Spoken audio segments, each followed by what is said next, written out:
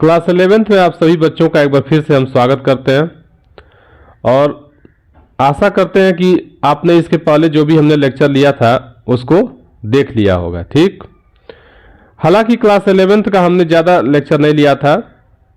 Class 9th 10th और 12th पे हमने ज़्यादा फोकस किया और अब हमारा अगला जो टारगेट है कि क्लास 11th का अधिक से अधिक चैप्टर कवर किया जाए, अधिक से अधिक टॉपिक को हम चूज करें। तो इसी क्रम में हम स्टार्ट करते हैं। आज का जो हमारा टॉपिक है वो आयनिक या लवणीय हाइड्राइड। ठीक है, इसके पहले हमने देख लिया था, इसके पहले हमने हाइड्राइड पढ़ा था। ठीक, और हाइड्राइड को हमने क्लासिफाई किया था। ठीक, आयनिक या लवणीय या लवण समान हाइड्राइड। ठीक है, सलाइन हाइड्राइड, मॉलिक्यूलर हाइड्राइड, ठीक है, और नॉन स्टेक्योमेट्रिक हाइड्राइड। थोड़ा सा इंग्लिश में जो प्रोनाउंसिएशन होता है वो आसान होता है। आप लोग भी धीरे धीरे इंग्लिश प्लेटफॉर्म पे आना पसंद करने लगेंगे। ठीक है, तो पहला जो हमारा टॉपिक है वो आयनिक या लवणीय हाइड्राइड क्या होता है। यस ब्लॉक के जो एलिमेंट होते हैं, ठीक, उनमें ज्यादा इलेक्ट्रोपॉजिटिव कैरेक्टर होता है और ये हाइड्रोजन से रिएक्शन करके, ठीक है, एक स्टेक्योमेट्रिक मॉलिक्यूल का फॉर्मेशन करते हैं। मतलब रस समीकरण मितीय, हिंदी में दिया है, ठीक है, रस समीकरण मितीय यौगिक का निर्माण करते हैं। ये देखिए, मतलब इसमें अनुपात क्या होगा, इनका हर जगह समान होगा। ठीक है, स्टेक्योमेट्री इनकी समान हो गया।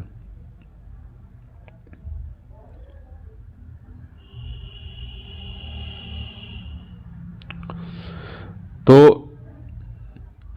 लिथियम हाइड्राइड, ठीक है, बेरिलियम हाइड्राइड और मैग्नीशियम हाइड्राइड, इनके जो हाइड्राइड है इनमें कोवेलेंट कैरेक्टर ज्यादा पाया जाता है। ठीक है, आप जानते हैं कि लिथियम जो है वो सबसे एस ब्लॉक का फर्स्ट एलिमेंट है। ठीक है, टॉप पर है और यह एनामलस बिहेवियर शो करता है। ठीक है, एनामलस बिहेवियर मीन्स होता है कि जिस ग्रुप में पाया जा रहा है उस ग्रुप से यह भिन्न व्यवहार प्रदर्शित करता है। ठीक है, अपने ग्रुप से यह भिन्न व्यवहार प्रदर्शित करता है। तो लिथियम भी वही है, बेरिलियम भी आपका वही है, बोरान भी होता है। मतलब जो सेकेंड पीरियड है उसके जो एलिमेंट हैं, पहले में कौन है, हाइड्रोजन हीलियम है, ठीक है, उसके बाद से लिथियम है सेकेंड पीरियड में। तो ये सब एनामलस प्रॉपर्टी क्या करते हैं, शो करते हैं।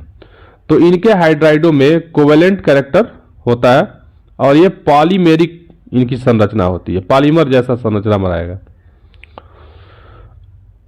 और इसके नीचे जितने होंगे, जैसे लिथियम के नीचे आपका क्या है, सोडियम है, तो इन सब में आयनिक कैरेक्टर बढ़ जाता है।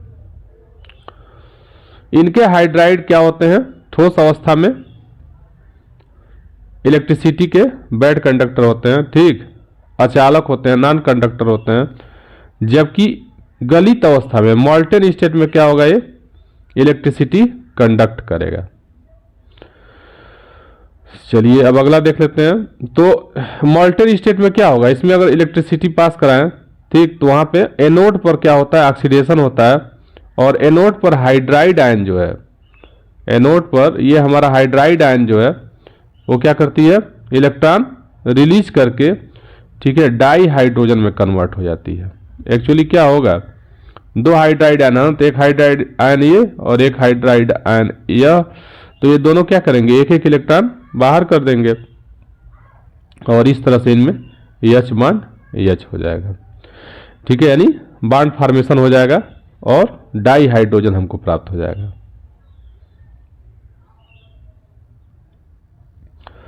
लवणीय हाइड्राइड जल के साथ एक्सप्लोजिवली क्या करती है, रिएक्शन करती है। लवणीय हाइड्राइड जल के साथ विस्फोटीय रूप से अपक्रिया करके डाई हाइड्रोजन गैस बनाती है। ठीक है, सोडियम हाइड्राइड को जल में घोलेंगे तो क्या होगा, ये विस्फोटिक तरीके से, मतलब बहुत तेज रिएक्शन करेगा और सोडियम हाइड्रोक्साइड का फॉर्मेशन कर लेगा। साथ ही साथ हाइड्रोजन गैस भी बाहर निकलती है। लिथियम हाइड्राइड साधारण ताप पर ऑक्सीजन और क्लोरीन के साथ क्रिया करती है। ठीक है, लिथियम हाइड्राइड का एल्युमिनियम क्लोराइड के साथ रिएक्शन करा करके लिथियम एल्युमिनियम हाइड्राइड का फॉर्मेशन किया जाता है। ठीक है, साथ ही साथ LiCl बनता है। यहाँ देखिए लिथियम एल्युमिनियम हाइड्राइड, जो कि एक इलेक्ट्रॉन डेफिशिएंट कंपाउंड है। ऐसे ही LiH यानी लिथियम हाइड्राइड का, ठीक है, B2S6 से रिएक्शन कराने पर क्या बनता है, LiBH4 बनता है। तो ये आपका हो गया पहला आयनिक या लवणीय हाइड्राइड कैसे बनते हैं, ठीक, क्या क्या इनकी प्रॉपर्टी होती है। अगला जो हमारा नेक्स्ट टॉपिक है वो है सहसंयोजक या आणविक हाइड्राइड। ठीक है, कोवेलेंट या मॉलिक्यूलर हाइड्राइड कहते हैं। तो पी ब्लॉक के जो एलिमेंट होते हैं वह हाइड्रोजन के साथ रिएक्शन करके हाइड्राइड बनाते हैं। जैसे आपका CH4 हो गया, ठीक है, कार्बन का हाइड्राइड, नाइट्रोजन का हाइड्राइड आपका अमोनिया हो गया, ऐसे ही H2O और HF। करा सुविधा के लिए अधातुओं के हाइड्रोजन यौगिकों को भी हाइड्राइड माना गया है। अधातुओं के हाइड्रोजन कंपाउंड को भी हाइड्राइड ही माना गया है ताकि कोई कंफ्यूजन न उत्पन्न हो। और इनको हम क्या कर सकते हैं, पुनः क्लासिफाई कर सकते हैं on the basis of Lewis structure. ठीक है, on the basis of Lewis structure hydrides can also be classified in 3 ways। First is the electron deficient, second is the electron precise and third is the electron rich. मतलब electron न्यून, electron परिशुद्ध और electron समृद्ध। नाम से यह स्पष्ट हो जा रहा है। देखिए इलेक्ट्रॉन न्यून, न्यून मीन्स होता है कम, यानी ऐसे कंपाउंड, ठीक, जिनमें क्या होंगे, सेंट्रल मेटल का जो 8 इलेक्ट्रॉन होना चाहिए, ठीक, यानी ऑक्टेट पूरा होना चाहिए, जिन कहता है लेविस। तो लेविस के अनुसार क्या होते हैं, एलिमेंट रिएक्शन करते हैं आपस में।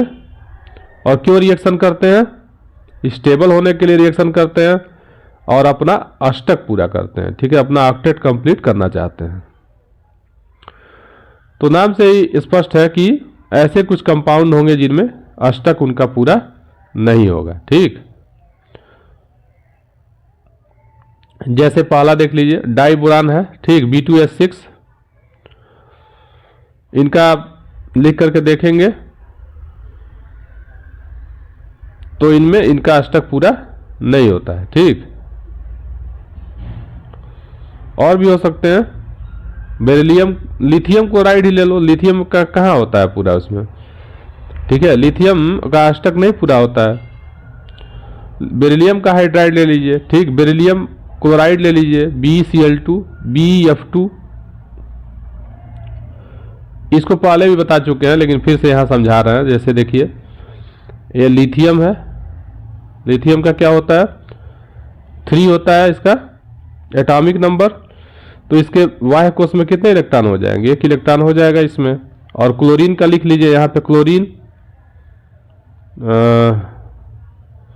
थोड़ा यहाँ समझाते हैं, ज़्यादा समझ में आएगा। यहाँ लिखिए लिथियम, लिथियम का 1 इलेक्ट्रॉन हो गया। यहाँ क्लोरीन लिख लीजिए, क्लोरीन के कितने इलेक्ट्रॉन होते हैं बाह्य कोश में।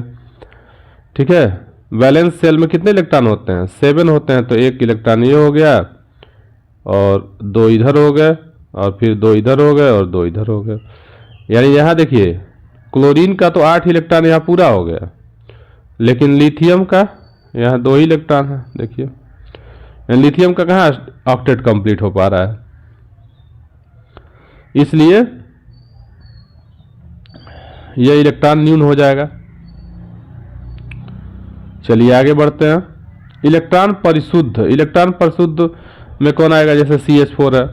ठीक है, इसमें CH4 में सबका इलेक्ट्रॉन क्या होगा, जितना चाहिए उतना होगा। तो कहेंगे कि परिशुद्ध है। जैसे कार्बन कितना होता है, 4 इलेक्ट्रॉन होता है, यानी बैलेंसी 4 होती है। हाइड्रोजन ठीक, इसमें 1 इलेक्ट्रॉन होते हैं, इसलिए ये क्या करता है, हीलियम के जैसा संरचना शो करता है। इधर भी मान लीजिए कंप्लीट है, ठीक है, इधर हाइड्रोजन लिखिए, इसका भी कंप्लीट हो जा रहा है, इधर हाइड्रोजन लिखिए, इसका भी कंप्लीट हो जा रहा है।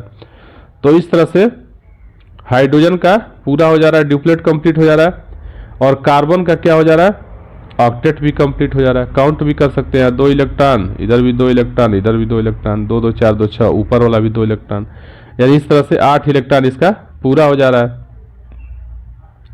तो ये किस में आएगा, इलेक्ट्रॉन प्रिसाइज में आएगा, ठीक है, इलेक्ट्रॉन परिशुद्ध में आएगा। और इसमें एक और दिया हुआ है इलेक्ट्रॉन रीच। तो इलेक्ट्रॉन रीच वाले में और सारणी के 15वें तथा 17वें वर्ग तक के तत्व इस प्रकार के कंपाउंड बनाते हैं। जैसे फास्फोरस पेंटाक्लोराइड ले लो, ठीक है, फास्फोरस पेंटाक्लोराइड का लिख के देखिए, उसका क्या होगा, एक्सपेंडेड ऑक्टेट हो जाएगा। SF6 लिखिए तो सल्फर का देखिए वहां पे क्या हो जाएगा, ठीक है, फास्फोरस पेंटाक्लोराइड को समझ लो। फास्फोरस हो गया, फास्फोरस कितने होंगे, 5 इलेक्ट्रॉन होंगे, ठीक, 5 इलेक्ट्रॉन होंगे। और 5 क्लोरीन इधर बना लीजिए, PCl5 बनता है, ठीक। तो इसमें दो मतलब 5 अगर क्लोरीन है तो 5 इलेक्ट्रॉन उसके हो जाएंगे, और फास्फोरस के 5 हो गए, तो यानी इसमें कितने इलेक्ट्रॉन हो जाएंगे, इसमें 10 इलेक्ट्रॉन हो जाएंगे। ऑक्टेट रूल ये कहता है कि 8 ही इलेक्ट्रॉन होना चाहिए, लेकिन ऐसा होता नहीं है, ठीक। तो यहाँ पे क्या हो गया, इलेक्ट्रॉन समृद्ध हो गया ये।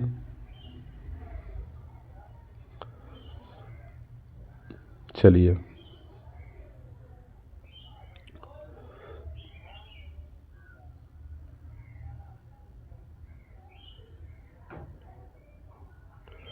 तो इलेक्ट्रॉन न्यून हो गया, इलेक्ट्रॉन परिशुद्ध हो गया और इलेक्ट्रॉन समृद्ध हो गया, ठीक।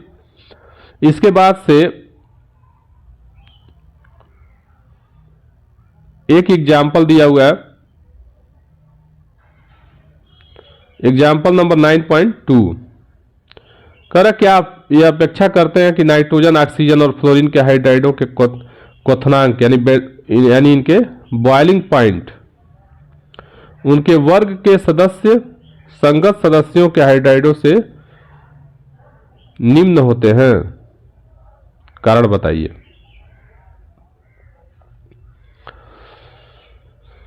तो नाइट्रोजन फैमिली में, ठीक, फिर ऑक्सीजन फैमिली और फ्लोरीन जो है यानी हैलोजन जो है, इनके करेस्पॉन्डिंग जो एलिमेंट है उनसे कंपेयर करके समझाना है।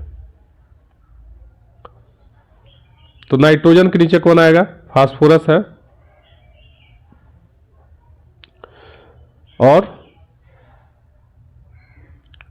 आर्सेनिक है, एंटीमनी है और बिस्मथ है, ठीक। ऑक्सीजन के नीचे कौन है, सल्फर है, सेलेनियम है, ठीक। उसके बाद से टेलुरियम है, पोलोनियम है, और भी है। क्या इनमें अंतर है, तो मैं पहले ही बताया हूं कि यह एनॉमलस बिहेवियर शो करते हैं, ठीक है, असंगत व्यवहार प्रदर्शित करते हैं। क्यों प्रदर्शित करते हैं, क्योंकि इनकी साइज क्या होती है, अपेक्षाकृत अन्य जो मेंबर हैं उनसे छोटी होती है। और साथ ही साथ इसमें और एक खासियत होती है, इनमें डी ऑर्बिटल भी अनुपस्थित होते हैं, ठीक है, डी इलेक्ट्रॉन क्या होते हैं, एब्सेंट होते हैं। तो अमोनिया, वाटर और HF के आणविक भारों के आधार पर क्या कर सकते हैं, इनके क्वथनांक क्या होने चाहिए, कम होने चाहिए, क्योंकि इसका अणुभार क्या है, कम है, इसलिए इसका क्वथनांक कम होना चाहिए। लेकिन ऐसा नहीं होता है, क्योंकि नाइट्रोजन, ऑक्सीजन और फ्लोरीन क्या है, इलेक्ट्रोनिगेटिव एलिमेंट है। Fluorine is the most electronegative element. तो बहुत ज़्यादा विद्युत ऋणी होने के कारण, विद्युत ऋणात्मकता बहुत अधिक होने के कारण ये क्या बनाते हैं, हाइड्रोजन बांड बनाते हैं। और हाइड्रोजन बांड जब बनेगा तो इनकी स्टेबिलिटी बढ़ जाएगी, ठीक, एक्स्ट्रा स्टेबल हो जाएंगे। इसलिए इनका जो बॉइलिंग पॉइंट है, क्वथनांक है, वो क्या हो जाएगा, बढ़ जाएगा। ठीक है, बाकी जो मेंबर्स हैं उनकी अपेक्षा इनका बॉइलिंग पॉइंट अधिक हो जाएगा। अगला जो हमारा है नेक्स्ट जो है धात्विक या अरस समीकरणमितीय या अंतराकाशी हाइड्राइड भी इसको कहते हैं, इंटरस्टिशियल हाइड्राइड कहते हैं। ठीक है, मेटेलिक या नॉन स्टैक्योमेट्रिक या इसको इंटरस्टिशियल हाइड्राइड भी कहते हैं। ये कैसे बनते हैं? ये अधिकांश डी ब्लॉक और एफ ब्लॉक तत्वों द्वारा बनाए जाते हैं। ठीक है, इंटरस्टिशियल, इसमें क्या होगा, इनमें इसका जो स्टैक्योमेट्री है वो मेंटेन नहीं होगा।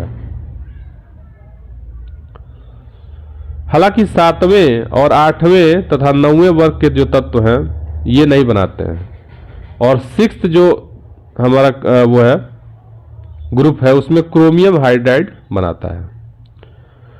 और इसकी खासियत होती है, क्रोमियम क्या है आप जानते हैं। ठीक, ये सब धातु हैं तो इलेक्ट्रिसिटी के कंडक्टर होंगे, तो क्रोमियम हाइड्राइड भी इलेक्ट्रिसिटी की कंडक्टर होती है।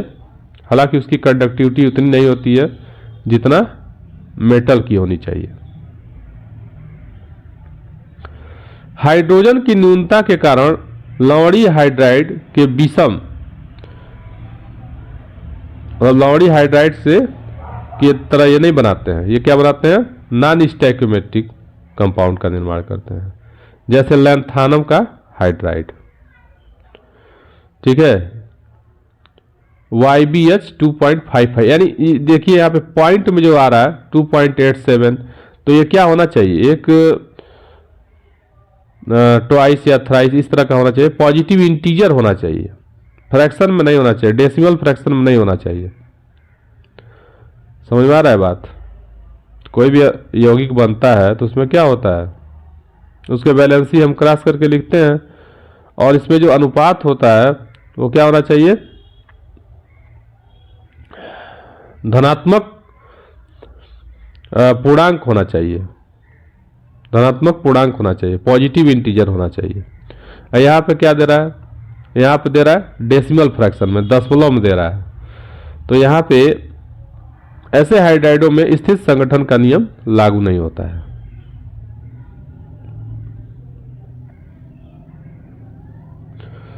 पहले ये माना जाता था कि इन हाइड्राइडों के धातु जालक में, यानी क्रिस्टल जो लैटिस होगा, उनमें हाइड्रोजन इंटरस्टिशियल पोजीशन में चले जाते हैं, इसलिए इनको अंतराकाशी हाइड्राइड कह दिया गया।